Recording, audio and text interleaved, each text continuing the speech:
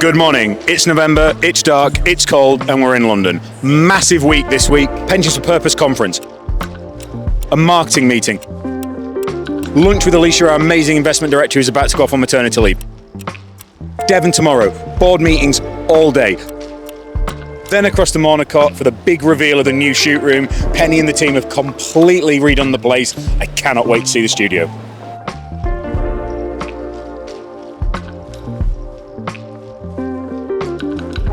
We are just leaving Paddington. It is mental already. There are so many people here.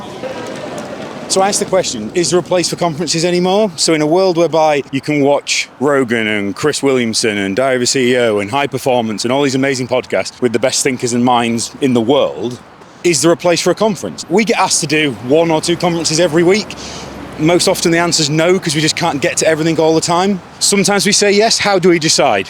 Often it's based on relationships, the person asking us, whether they're people who we know are doing wonderful things in the sector, like today. I adore Charlotte and Pensions for Purpose. They're doing incredible things, and they're with an authenticity and a drive and a conviction that a lot of people aren't. So we said yes and we'd come along. I think you should keep asking this question, but on balance, I think there's a role for fewer, better conferences. Probably the best ones we've done this year were New York Climate Week, which was just so energizing, and you couldn't do that remotely. So maybe that's the test. Maybe the test is, could this have been a podcast? Could it have been remote? Could it have been a video? Or actually, is the connection so valuable, the juice is worth the squeeze? Let's find out later.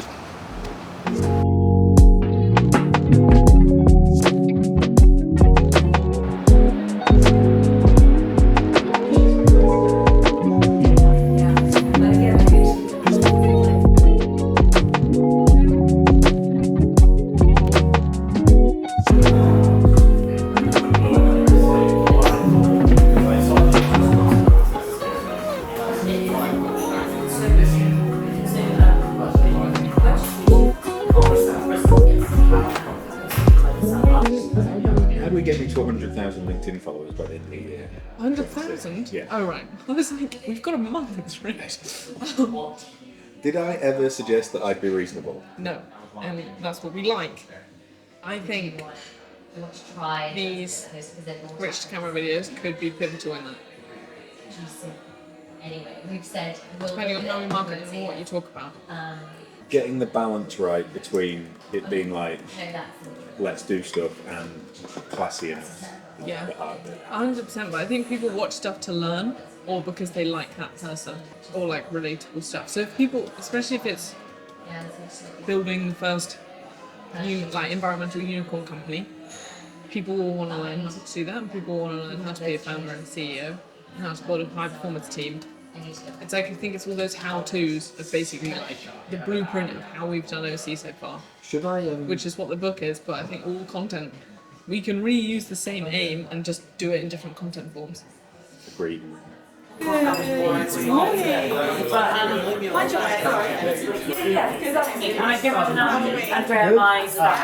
Unnecessary.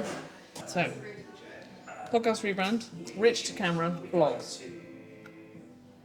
What are the next steps? I think it should be, it either has to be completely separate. So I'm looking into the future. Yeah. It either has to be completely separate own name, so that it identifies separately, so that could we ever, I'm living in La La Land, but should it ever spin off, you can take on other podcasts within the sector. Yeah. And it has its own identity. Yeah. We need to redo Richard's study, and the reason we want to redo your study is because we want to do pieces of Rich to Cam. Yes. So the idea is that the vlog is feeling like a camera is part of our conversations and part of our day. The Rich to Cam pieces aren't saying, hi, I'm Rich, I'm the best, we're the best. The Rich to Cam pieces we think are if there's moments of articles that should be videos, because they're lessons learned, or they're like top 20 books to read, or they're 10 reasons to criticise us, or they're moments of articles where that could be in a video format, or they're literally thought leadership of how teaching, yes. Vlogs is the purpose of someone understanding the behind the scenes of OC and how we function. There's going to be a split between yes you, but then yes you in the business sector and yes you connecting with our estates. literally multiple LinkedIn applications that said you're the only company that actually does the stuff you say you're going to do. Like, you literally have the venture that's what you do. Yeah, and we talk about it a lot, and we talk about our team and the culture here, and like the lifestyle of being here, but we don't get to show that a lot. So I think that's the vlogs are like the perfect place for that. And the vlogs won't just be you. The vlogs will in future, when capacity allows, it would be nice to have vlogs that are showing the real life of an estate, like following an estate manager or following Charles or whatever it might be. When we think those could be impactful.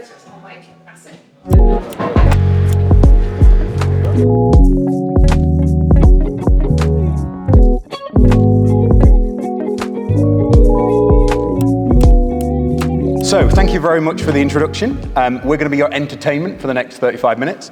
My rule when it comes to these things are, this panel is going to be fast and fascinating. So, no monologues, no dullness. I'll move you on if we get too dull, okay? And then we're going to leave some time for questions at the end. These things can be so dry. I'm sure this morning wasn't. This definitely won't be. So for those of you who don't know me, I'm Rich Stockdale, CEO and co-founder of Oxygen Conservation. I've got a heck of a panel. We're going to ask some really insightful questions, but as I say, keep your most stinging ones until right at the end or when people step off stage.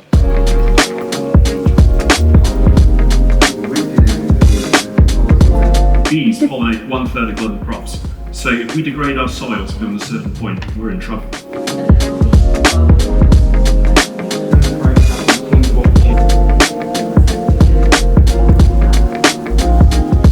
I come from the environment sector, not the financial world. The environment sector is not collaborative. It is not invented here. We're not sharing anything with you. We're not going to work with you on it. Look around the room. You've got some of the best minds in the sector and in the world doing what they're doing. Don't leave today without the contact details of everyone sat on your table and ask the questions you don't know, because they might have that exact answer.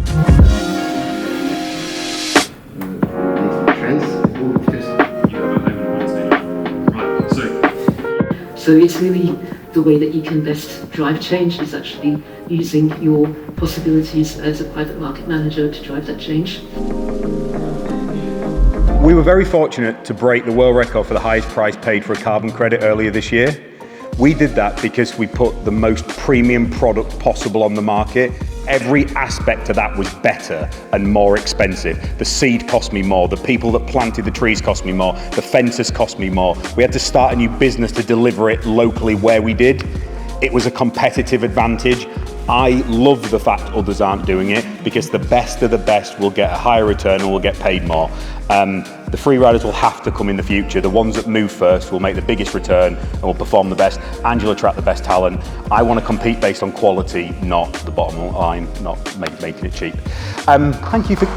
Sorry, Ken. What a panel. Thank you so much for the opportunity in the forum to speak to you all today. Can I get a round of applause for everyone on stage, please?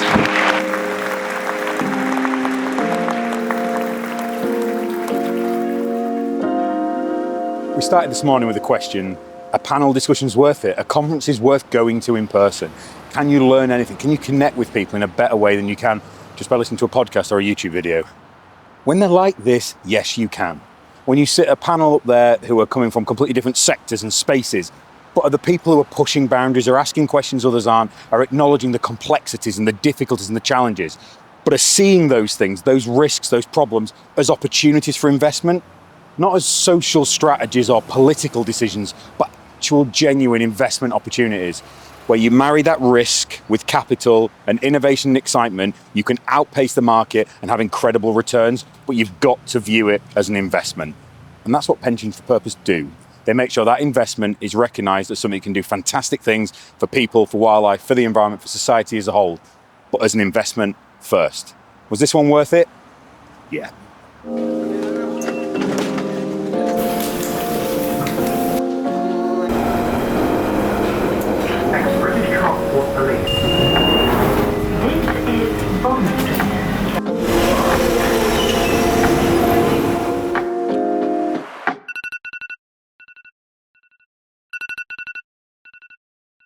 The rock and roll world of OC continues. It's just after 5 a.m. I am in a lovely Premier Inn in Wokingham, running on about 4 hours sleep, We had the announcement of the Scottish Land Reform Bill that went through last night. Fascinating piece of legislation. Some positives, some negatives for OC, some positives, some negatives, some challenges for the whole sector in general. But need to understand that, need to process it, need to communicate that with the board and the team overnight. So everyone's set up for this morning. We imagine quite a bit of inflow on that from the media. We've already been asked to go speak to the Scottish Government about what that means for natural capital, how we can help ensure the sector and the market continues to accelerate at the rate it is. But what is fantastic is we've now got it codified in legislation that the OC approach to land management, so putting people, wildlife, the environment first, is something that is encoded in law in the Scottish Government system. So amazing chapter, not without its challenges, as we say, in terms of how land is bought and managed and sold moving forward, and we're not going to know the reality of those for maybe years to come as the secondary legislation is in place. But again, never a quiet day at OC, just about to hit the road, head to Devon, get some great conversations with the board about this, and a big day of recruitment as well. So catch you later.